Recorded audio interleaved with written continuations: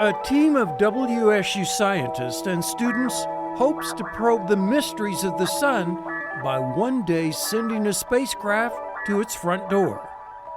That mission could be years away, but in the meantime, the scientists hope to break new ground by doing something that's never been done before: studying and measuring by detecting what are called neutrinos in space. So we're in the process of building and about to launch a CubeSat that has a test detector for a new way to measure solar neutrinos close to the sun. Solar neutrinos are tiny particles created by the sun during the same nuclear reactions that give us sunlight and heat. Solar neutrinos travel through space and even through our bodies without us ever noticing. Scientists study them because they carry clues about what's happening deep inside the sun where we can't see. Wichita State has never developed or launched a CubeSat before, so this is our first attempt at that. Getting a closer look at the CubeSat meant putting on a clean suit, standard procedure in a high-tech lab like this. Come in through here. This is a clean tent to protect the sensitive equipment from dust. So this is where the magic happens with our CubeSat. This right here is a clean cabinet. It provides a continuous flow of air in. It's got a nice filter up there to keep dust out. This is what's being protected from even the tiniest speck of dust. It's called a CubeSat, short for Cube Satellite. Those are small solar panels you see that will power the components inside once the CubeSat is in orbit around the Earth. This is a professionally made CubeSat from a company called Nanoavionics. It's produced more successful CubeSat missions than any other company. They only make CubeSats. They don't make other spacecraft. The physics professor says this CubeSat is scheduled to be launched on Transporter 16, operated by SpaceX, in February or March of 2026. It gets sprung out into orbit as soon as they release it.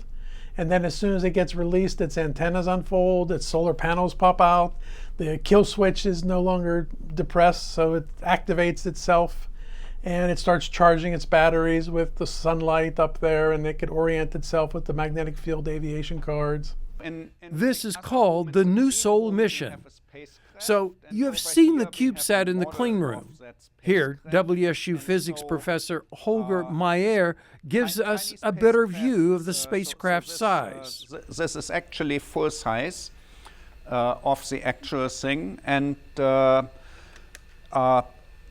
spacecrafts are called CubeSats. Ours is a 3U CubeSat, so it's 10 by 10 by 30 centimeters, or 4 by 4 inches by a foot long, about the size of a loaf of bread. The CubeSat is small, but its mission is huge, measuring solar neutrinos, some of the rarest particles in the universe. Researching solar neutrinos isn't new, but traditionally it's done from large underground facilities, like at Japan's Super Kamiokande, buried beneath a mountain to shield background radiation. Someone says a solar neutrino detector. The first thing that comes to mind is a very massive detector that's super big, buried deep underground. So how are you going to do solar neutrinos with a tiny little detector?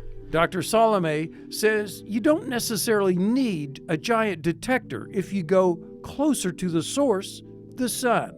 If you could go to 3 solar radii where the NASA hopes to be able to go someday, then you're 10,000 times bigger. Our detector is actually looking for radioactive particles and other energetic particles. Team members plan on communicating with the CubeSat in space twice daily, getting daily data downloads. And now, the simplest thing I will ever do to the satellite is ask it, is the power system on and what is its reply? So I ping it, and within 1 millisecond, it has replied saying I'm on and it is okay and is waiting for their commands. We have high hopes it'll work very well as soon as it's launched, as soon as we get into space. Salome says this is a work across several campus departments. So it's quite a cooperation across College of Engineering with the Liberal Arts and Science Physics Division. It's quite a nice broad cooperation. This is a big deal to Wichita State. So far this project has brought to Wichita State about $3.92 million since 2017. And it's produced a lot of master's students, PhD students, a lot of experience for various undergraduates. A lot of them have gone off to some very good schools. NASA gave the WSU Physics Department 12 engineers for 4 weeks to help this team come up with a realistic budget. And their claim was, at the end of this study, was that the 5-year mission, including a launch, would cost about $326 million. And I said, wow, that's a lot of money. And my NASA colleagues said, is that all? It's because it's actually considered a small explorer spacecraft as long as you're less than 350 million.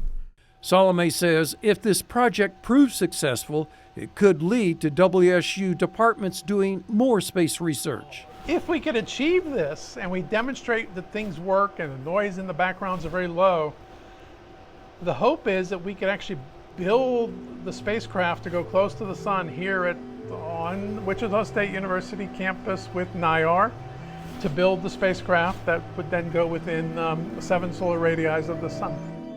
To better understand that, Salome says Earth is 215 radii from the sun. And with the future WSU-built spacecraft, they hope to get within 7 radii of the sun. That would be like parking in the sun's front yard. If this demonstrator works, we will then be asking the next step for a small explorer spacecraft to do something that has never been done in space. Scientists study solar neutrinos to better understand how the sun works and to test their theories about physics and the universe. Wichita State has never developed or launched a CubeSat before, so this is our first attempt at that. The fact that we're involving aerospace engineers and as well as electrical engineers as well as physics, I think that brings us together as a university team. If successful, this tiny satellite could open the door to big discoveries and perhaps put Wichita State on the map in the world of space science. For Positively Kansas, this is Chris Frank reporting.